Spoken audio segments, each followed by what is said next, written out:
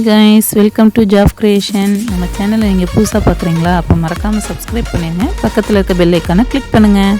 இன்றைக்கி கத்திரிக்காய் வத்தல் செய்கிறது எப்படின்னு பார்க்கலாம். முதல்ல நம்ம அதில் காமன் நீக்கிக்கலாம். ஆனால் அதில் உள்ள க்ரீனை நம்ம நீக்க வேண்டாம். அதுக்கப்புறம் சின்ன சின்ன சைஸாக கட் பண்ணி போட்டுக்கலாம் எல்லா கத்திரிக்காயையும்.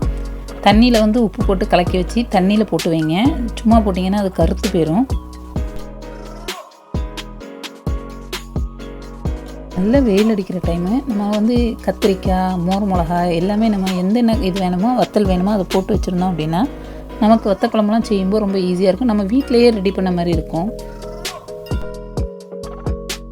எல்லா கத்திரிக்காயும் கட் பண்ண பிறகு ஒரு 1/2 hour அந்த உப்பு தண்ணியிலே போட்டுட்டு அதுக்கப்புறம் அதை ஒரு 2 தண்ணி கழுவி எடுத்துக்கோங்க. அதுக்கப்புறம் கத்திரிக்காய் வேக வைக்கிறதுக்காக நம்ம ஒரு பாத்திரத்தில் வெந்நி போட்டு வச்சுக்கலாம். கத்திரிக்காய் மூழ்கிற அளவுக்கு நம்ம தண்ணி போட்டுக்கலாம். ஒரு வடிகட்டி வச்சு நல்லா அதை ஃபில்ட்ரு பண்ணி எடுத்து நம்ம கத்திரிக்காய் ஃபுல்லாக வெந்நியில் போட்டுருங்க. நான் 4 கிலோ கத்திரிக்காய் எடுத்திருக்கேன். மஞ்சள் ஒரு 1/4 கப்பு போட்டுக்கலாம். அதுக்கப்புறம் மிளகா பொடி கொஞ்சம் போட்டால் போதும். ஒரு 1/4 கப்புக்கும் கம்மியாக நீங்கள் போடுங்க. உப்பு ஒரு 1/2 கப்பு போடுங்க. மிளகா பொடி மஸ்ட்டு கிடையாது. அது ஒரு ஃப்ளேவருக்காக லைட்டாக சேர்க்குறது தான். அது சேர்க்காம கூட நீங்கள் செய்யலாம். அது உங்கள் சாய்ஸ் தான்.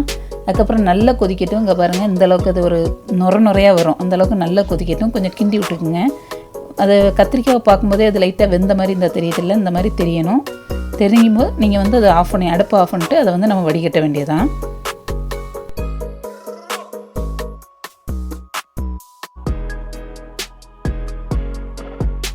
தண்ணி நல்லா ட்ரெயின் ஆகட்டும். நம்ம அதை மூடியை திறந்து போட்டு ஒரு 1/2 hour ஆற விட்டுருங்க. ஆறின பிறகு நம்ம கொண்டு போய் வெயிலில் காய போடலாம்.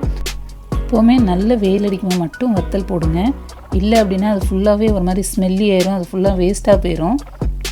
வத்தல் போடும்போது ஒரு வடிகட்டியை வச்சு அதை தண்ணியை நல்லா ஃபில்ட்ரு பண்ணி எடுத்துகிட்டு வெறும் கத்திரிக்காயை மட்டும் போடுங்க. கத்திரிக்காய்னு இல்லை, நீங்கள் எந்த வத்தல் போட்டாலும், சீனி அவரைக்காய் வத்தல், வெண்டைக்காய் வத்தல், எந்த வத்தல் போட்டாலும் அந்த மாதிரியே செய்யுங்க. தண்ணி அதில் இருந்தது அப்படின்னாலே அது கொஞ்சம் ஒரு மாதிரி ஸ்மெல்லு வர ஆரம்பிச்சிடும். ஃபஸ்ட்டு டே இந்த அளவுக்கு காஞ்சிருக்கு. ஈவினிங் ஆனோடனே எடுத்து வீட்டில் வச்சுருங்க. இல்லைன்னா அப்படி இது குளிந்துடும்.